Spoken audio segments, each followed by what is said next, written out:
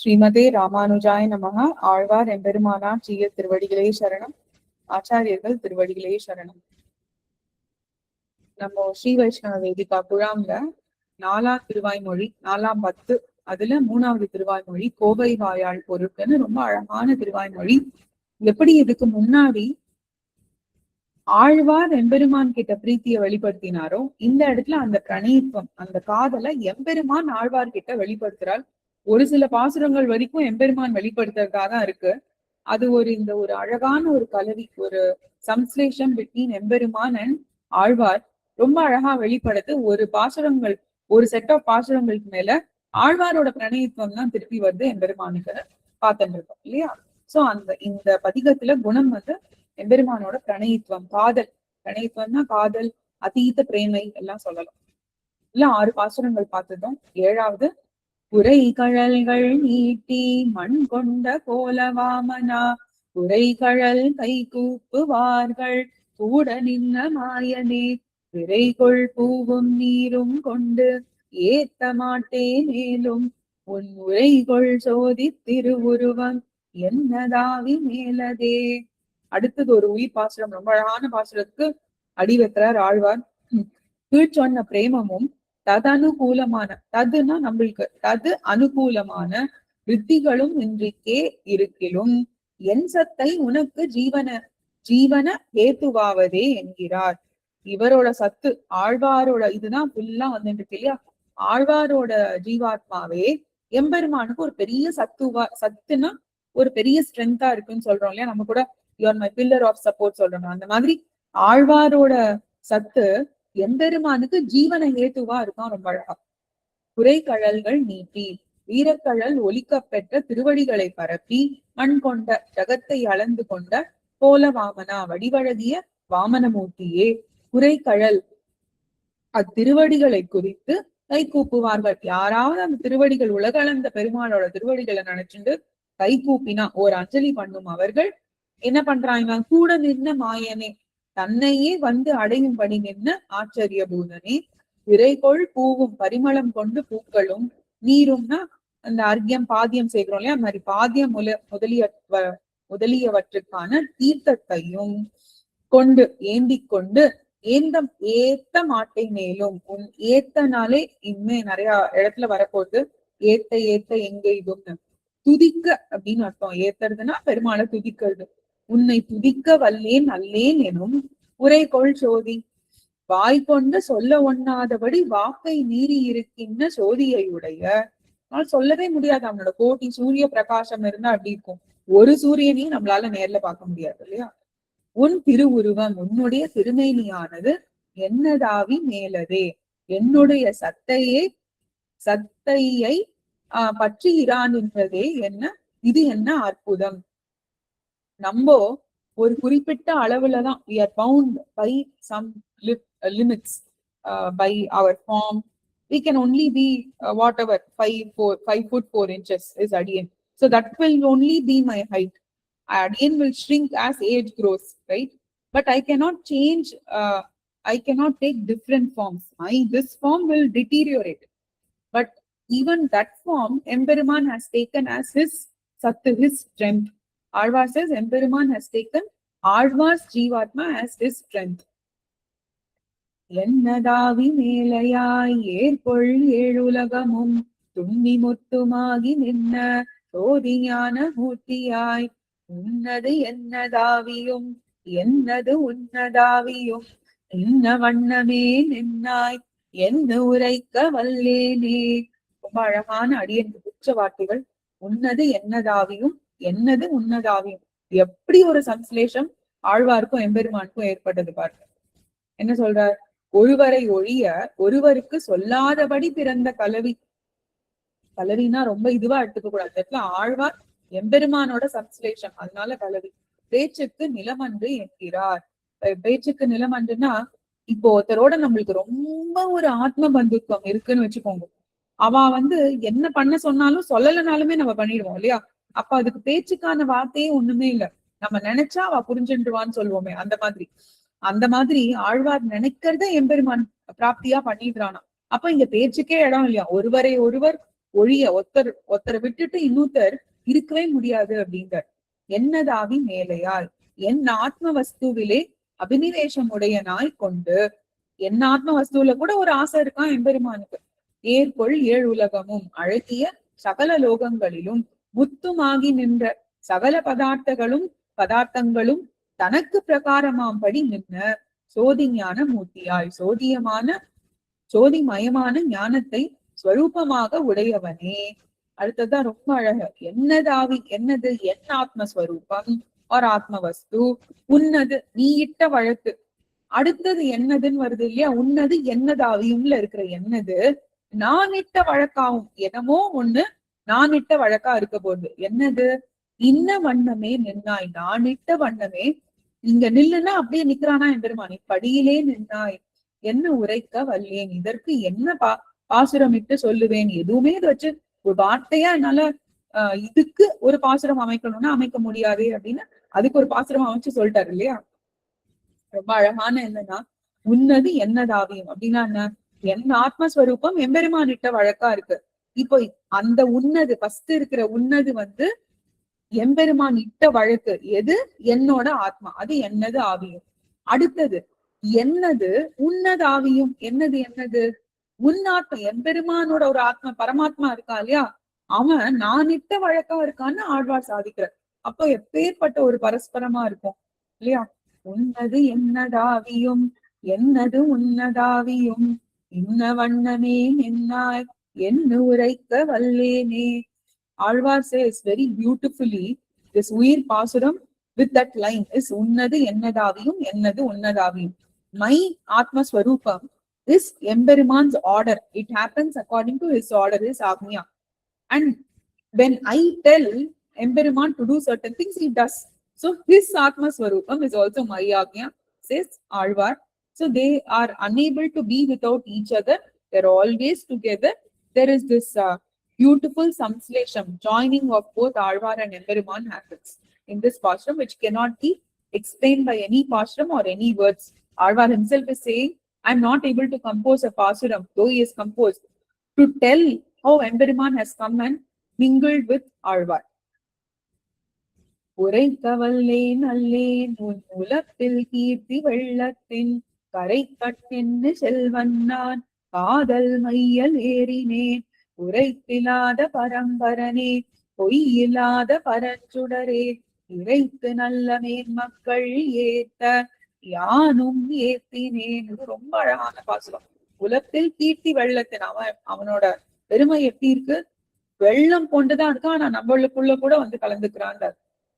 ரொம்ப அழகான ஒரு அவதாரிக்கையும் கூட இந்த பாசுரத்துக்கு. அனுபூதமானது பேசத்தட்டேன் எக்ஸ்பிளைன் பண்ற எல்லாமே. என்ன ஒரு கேள்வியும் ஆழ்வார சொல்லி அதுக்கு ஆன்சரும் பண்ணிக்கிறார். முன் பிரணயித்வ பிரகர்ஷம் என்னுடைய பேச்சுக்கு நிலமன்று என்கிறார். ஃபர்ஸ்ட் இது என்னன்னு பார்த்துடலாம். குறைப்பில்லாத பரம்பரனே, குறையற்ற பரத்வம் பொருந்திய எம்பெருமானே, பொய் இல்லாத. ஏன் பொய் இல்லாதன்னு சொல்ற, எம்பெருமானுக்கு எப்படி பொய் கலக்கும் அப்படின்னாக்க, எம்பெருமான் இப்ப ஆழ்வாரோட கலந்துட்டான் இல்லையா, ஆனா ஆழ்வாருக்குள்ள இப்ப நம்மளாம் பஞ்சபூதங்களான பண்ணப்பட்ட உடம்பு சரீரம் தானே. அதனால என்னோடு உண்டான கலவியில் பொய் இல்லாதவனே அப்படின்னு எடுத்துக்கோ. பரஞ்சுடரே பரஞ்சோதி பெருமானே உரைக்க வல்லேன் அல்லேன், நான் ஒன்றும் சொல்ல சக்தியுடையேன் அல்லேன். உலப்பில் முடிவில்லாத உன் கீர்த்தி வெள்ளத்தின் உனது பிரணயித்வ குணக்கடலினுடைய கரைக்கண். அந்த கடலுக்கு ஒரு கரை இருந்ததுன்னா ஒரு ஷோர், அந்த ஷோர்ல கூட ஆழ்வாரால போய் சேர முடியும்.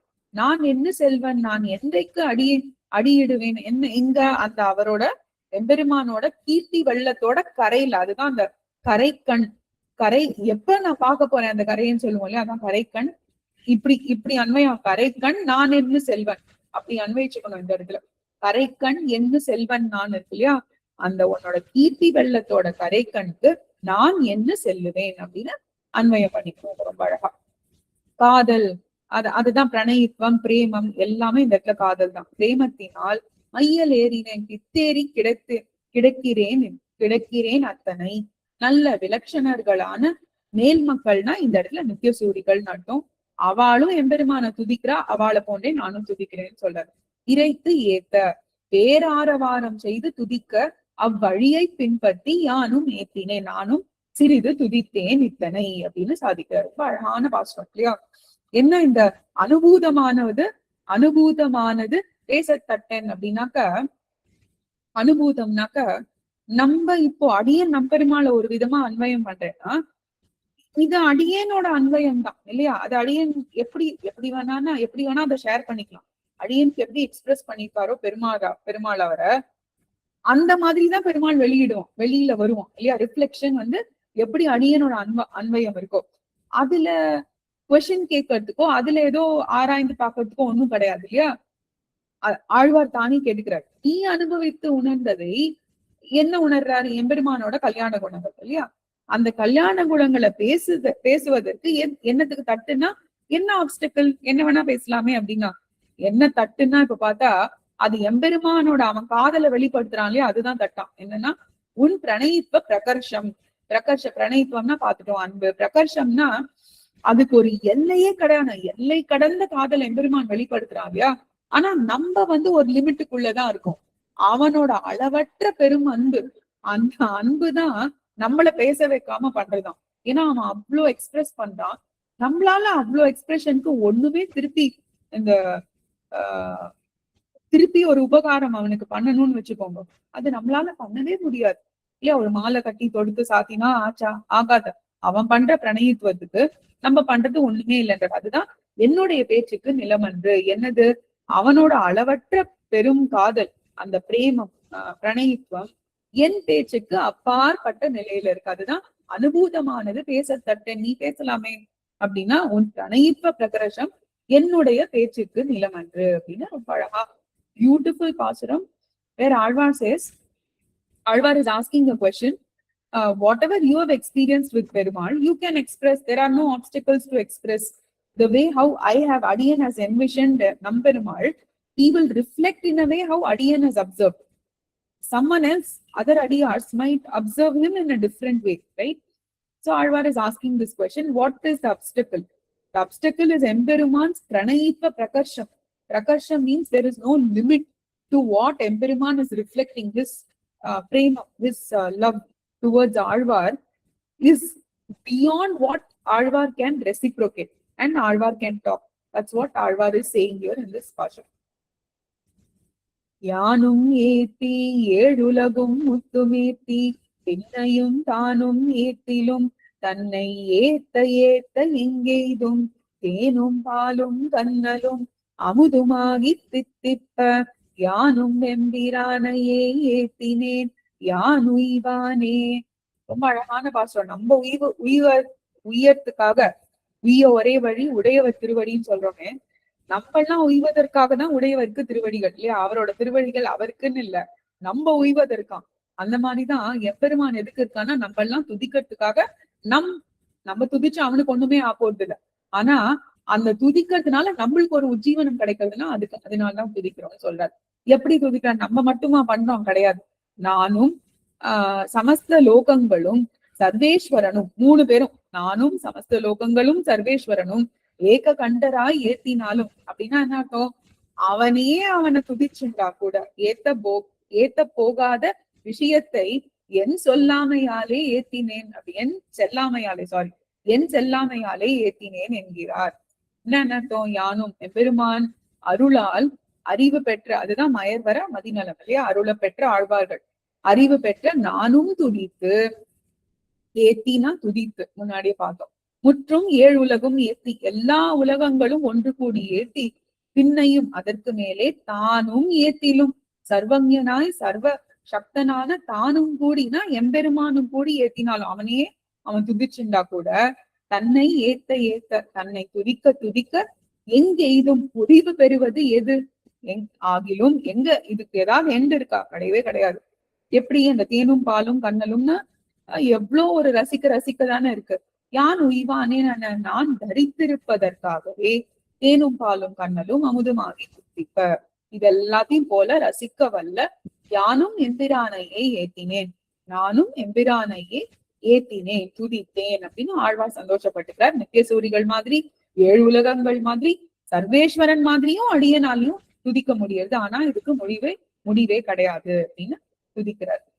So Alvar says, Alvar, all the seven worlds along with Emperuman, they are praising the glory of Emperuman himself. Even if he praises, there is no limit to it. There is no end to praising Emperuman and his Kalyana Gunangal.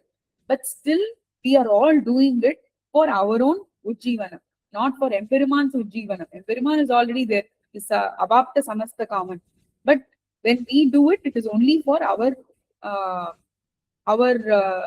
satisfaction and our Ujjivanam, the Atma Ujjivanam that we get through all this. கடைசி நிகமன பாசுரம்.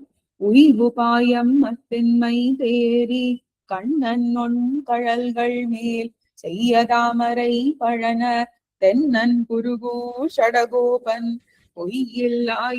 பொய்யில் பாடல் ஆயிரத்துள் இவையும் பத்தும் வல்லார்கள் வையம் மன்னி வீத்திருந்து விண்ணும் ஆழ்வர் மண்ணோடே. ஆழ்வாரால மட்டும்தான் இப்படிலாம் சொல்ல முடியும். இப்படிலாம் ஒரு பல ஸ்ருதி ஆழ்வாரால மட்டும்தான் கொடுக்க முடியும். என்னது? ஈஸ்வரனுடைய உபய விபூதியும் இத்திருவாய்மொழி அபியசித்தார் இட்ட வழக்கு என்கிறார். எதுக்கெல்லாம் அடிச்சுட்டு இருக்கும்.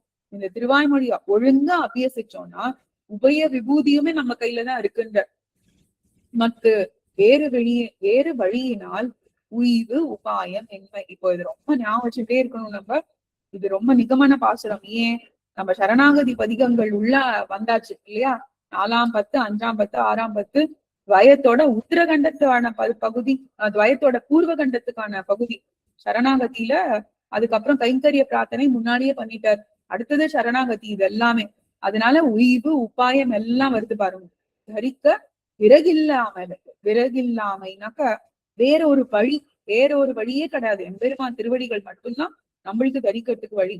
தேரி துணிந்து கண்ணன் எம்பெருமானுடைய ஒன் தழல்கள் மேல் அழகிய திருவடிகள் விஷயமாக செய்ய தாமரை பழன சேர்க்கும் போது என்ன? தென்தாமரைகள் நிறைந்த நீர்நிலங்களை உடைய தென்குருகூர் ஷடகோபன், தென் திசையில் உள்ள அழகிய திருக்குருகூருக்கு தலைவரான ஆழ்வார் அருளி செய்ததான பொய்யில்னு பாடிடக்கூடாது. பொய்யில் பாடல் ஆயிற்று. பொய்யில்னா யதார்த்தம் பொருந்திய அப்படியே ஒரு ஃப்ளோவா வருது இல்லையா? நேச்சுரலா ஒரு சம்ஸ்லேஷன் பிட்வீன் ஆழ்வார் அண்ட் எம்பெருமான். அதான் யதார்த்தம் பொருந்திய பொய்யில் பாடல் ஆயிரத்துள் இவை 10 பாசுரங்களும் வல்லார்கள் ஓத வல்லார்கள் வையம் பூமண்டலத்திலே மன்னி வீத்திருந்து. இங்க இருக்கும் போதே என்ன கொடுக்குறாங்க? நெடுகாலம் இந்த இடத்துல பொருந்தி இருப்போமா? ஃபர்ஸ்ட் அதுதான் ரொம்ப இம்பார்ட்டன்ட். பொருந்தி எல்லாம் இருக்கிறது இல்ல நம்ம இப்போ. மன்னி வீத்திருந்து நெடுங்காலம் பொருந்தி இருந்து மண்ணூடே நிலத்திலே என்ன சொல்றாரு? பலஸ்ருதிக்கான பலம் விண்ணும் ஆழ்வர். இங்க இருந்தே பரமபதத்தையும் ஆளப் பெறுவர்கள். இங்க இருந்துதான் அங்க போகணும். அதுக்காக சொல்ற ஃபர்ஸ்ட் இங்க பொருந்தி இருந்தாதான் அடுத்தது அங்க போக முடியும். ஆனா இங்க இருக்கும் போதே அந்த பரமபதமும் பிராப்தி ஆகும் அப்படின்னு ரொம்ப அழகான பாசுரம். உய்வுபாயம் மத்தின்மை தேரி கண்ணன் நொன் கழல்கள் மேல் செய்ய தாமரை பழன தென்னன் குருகூ ஷடகோபன் பொய்யில் பாடல் ஆயிரத்துள் இவையும் 10 வல்லார்கள் பையம் மன்னி வீத்திருந்து இன்னும் வாழ்வர் மண்ணோடே. அடுத்த பதிகமும் ரொம்ப அழகான பதிகம். என்னன்றது நாளைக்கு பார்க்கலாம். ஸ்ரீமதே ரம்யஜா மாத்ரு முனீந்திராய மகாத்மனே ஸ்ரீரங்கவாசினே பூயாத் நித்யஸ்ரீ நித்யமங்கலம். ஆழ்வார் எம்பெருமானார் ஜீயர் திருவடிகளே சரணம். ஆச்சாரியர்கள் திருவடிகளே சரணம்.